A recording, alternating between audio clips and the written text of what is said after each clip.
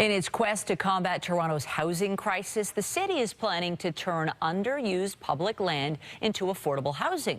But a grassroots group studying the plan believes most of this year's priority projects aren't viable in the long term. CTV's Natalie Johnson reports.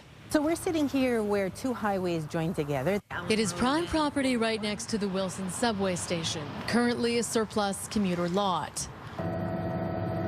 These 8 acres are earmarked for more than 1,000 new residential units, including 385 affordable ones. So the higher ones are at the back. Problem is, says this group, the numbers won't work in the long run.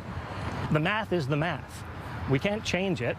The city is planning to develop municipally owned, underused properties into affordable housing and has labeled 4 of those sites priorities for this year.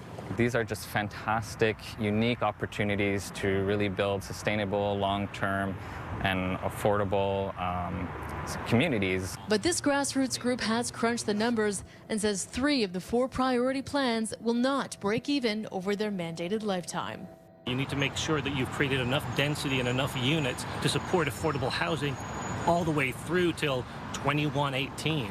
The idea is that the market rate units need to offset the cost of the subsidized units, and that includes decades of maintenance. The group says that all 3 plans need more units to strike that balance, and if not, all 3 projects are destined to fail. Making sure that the economy, the economics of these work, that's so important, because if we don't do that, in 5 years, the developers will be coming back and saying, we couldn't make it work, we need a bigger injection. The planning experts have redesigned their proposals as denser developments. What we're really proposing is just very similar massing and built form. Adding hundreds of units to the sites at 50 Wilson Heights, 140 Merton Street, and 705 Warden to make the numbers work. They say setting them up for a near century of success. Affordable housing that the city can afford.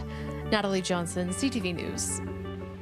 The city tells CTV News it has reviewed this group's analysis of the 3 housing plans and is currently preparing business cases to back up the density and cost targets. Once the proposals have been refined, council will vote on them in the fall.